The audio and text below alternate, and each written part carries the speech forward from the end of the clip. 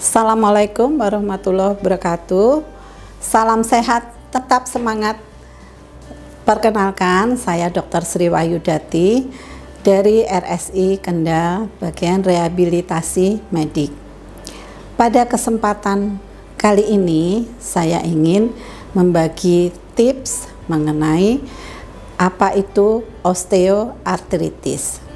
Ada Bapak, Ibu, dan sahabat semua yang menderita kadang kakinya, lututnya berbunyi klek-klek atau nyeri saat untuk jalan atau nyeri waktu jongkok ke berdiri. Kok ini sakit kaki lutut saya ya. Nah, ini harus dipastikan dilakukan pemeriksaan, ditunjang dengan pemeriksaan foto ronsen. Biasanya terdapat penyempitan sendi, juga ada mungkin ada bengkok, sudah ada bengkok yang itu sudah sampai derajat lebih parah lagi. Jadi osteoartritis ini yang disebabkan oleh degenerasi, oleh karena salah satu faktor penuaan, oleh faktor usia. Nah, ini ada terjadi degenerasi sendi, terjadi penipisan tulang rawan, juga ada penyempitan sendi. Nah, ini derajat ini bisa ada mulai derajat 1, 2, 3, nah bisa makin parah. Nah, pada kali ini saya ingin membagikan tips bagaimana untuk mengurangi nyeri atau mempertahankan supaya tidak bertambah parah osteoartritis yang dialami oleh Bapak, Ibu, dan sahabat-sahabat sekalian.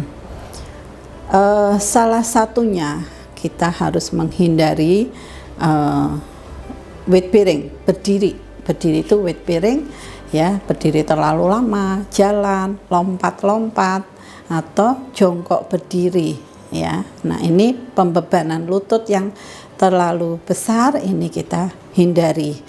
Juga tadi aktivitas untuk duduk jongkok di bawah. Nah, untuk mempertahankan otot-otot dan kerusakan sendi ini juga didukung juga harus melakukan latihan-latihan. Jadi tadi ada yang dihindari, ada yang tidak boleh ya, dan ada yang dianjurkan dan harus melakukan latihan ya, latihan-latihan yang harus dipahami. Nah, ini nanti akan diperagakan juga oleh fisioterapis dari RSI Kendal.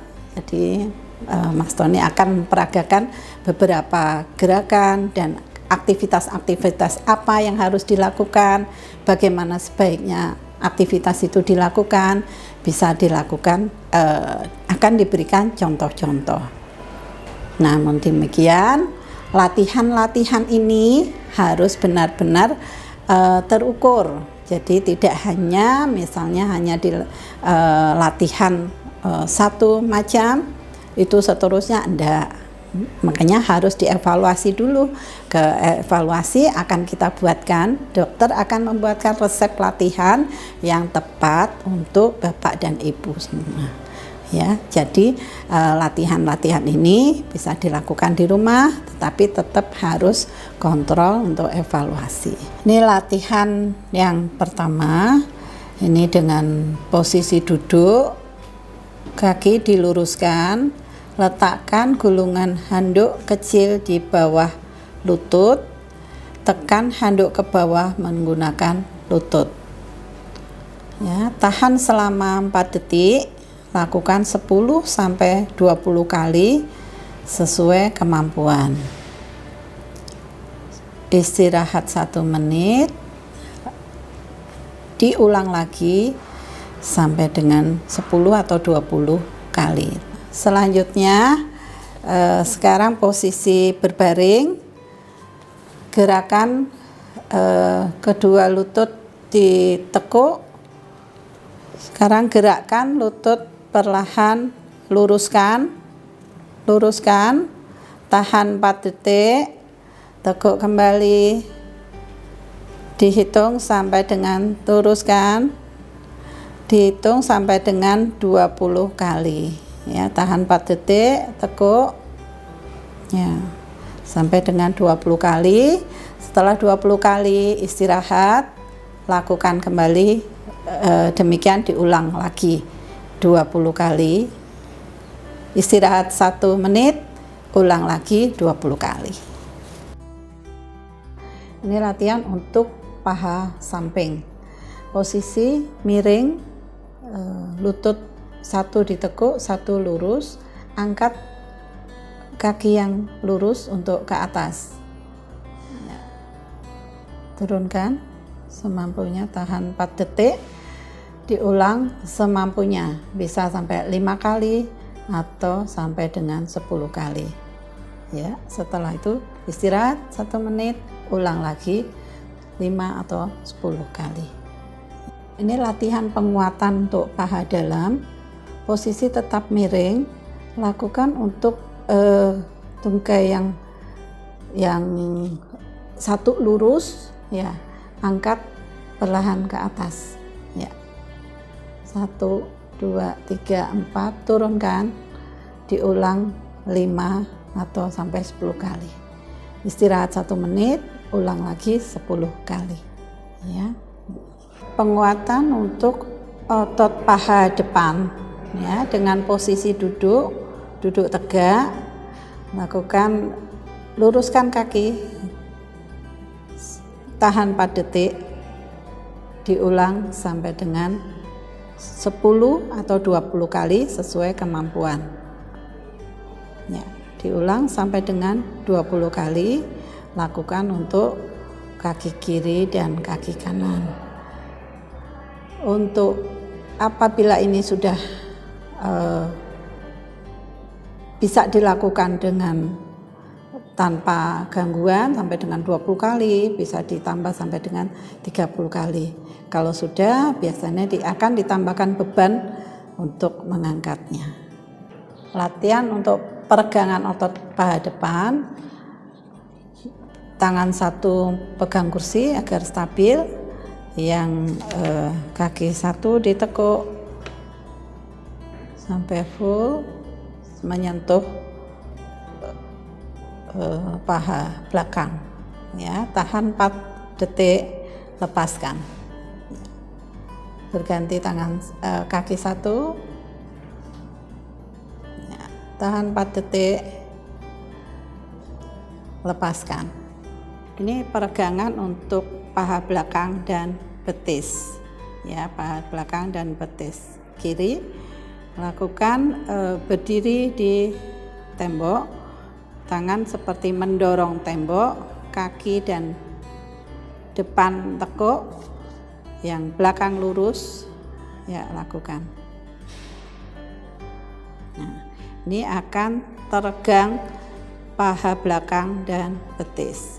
Ditahan 4 hitungan, ulangi ya, kan? Diulangi sampai dengan 3 kali ya. Ganti dengan kaki 1. Contoh gerakan bangun dari sujud ya, tumpuan ke tangan untuk menghindari beban lutut berlebihan.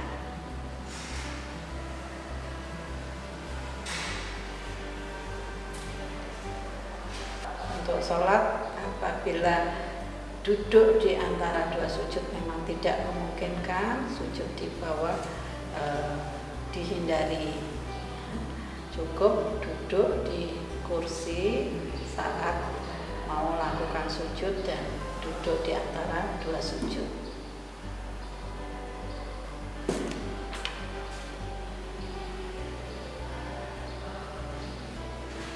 Jadi saya simpulkan tips yang kami sampaikan, hal-hal yang harus dihindari oleh Bapak Ibu semua. Jangan aktivitas yang membebani lutut berlebihan ya. Tidak boleh jalan terlalu jauh ya. tidak boleh naik turun tangga, aktivitas naik turun tangga, atau jangan duduk di bawah, jongkok di bawah. Jadi gunakan klosetnya harus duduk, jangan kloset jongkok. Aktivitas apapun jangan jongkok, aktivitasnya harus duduk setinggi duduk yang normal. Nah, untuk yang harus dilakukan,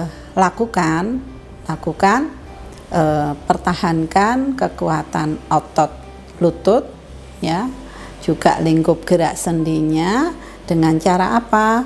Dengan latihan penguatan otot-otot sekitar lutut, ya.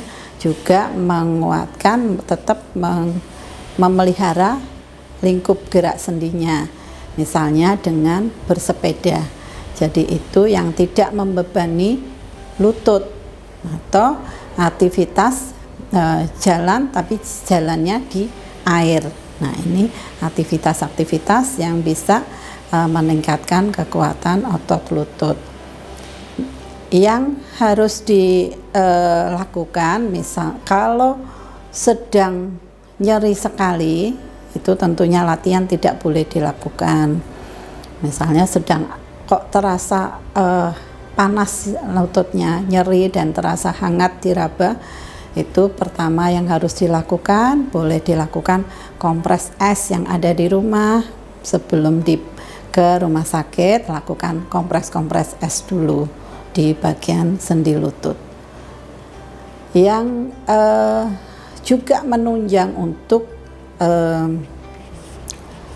diperhatikan, beban lutut ini akan berlebihan kalau beban tubuhnya juga berlebihan, ya. Beban tubuh artinya berat badannya nggak boleh kelebihan. Nah, itu berat badan juga harus dikurangin, ya. Jadi selain tadi nggak boleh terlalu banyak jalan, terlalu jongkok berdiri, beban tubuhnya juga dikurangi, ya. Ini juga akan memberikan beban ke lutut, ya.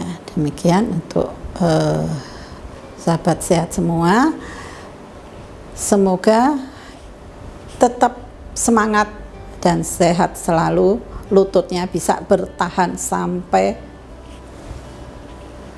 kapanpun, sampai dengan usia kita masih tetap aktif, ya. Bertambah usia boleh, tapi lututnya jangan bertambah parah, ya. Jadi harus diperhatikan. Demikian, semoga tetap semangat dan terhindar dari nyeri lutut. Salam sehat. Wassalamualaikum warahmatullahi wabarakatuh.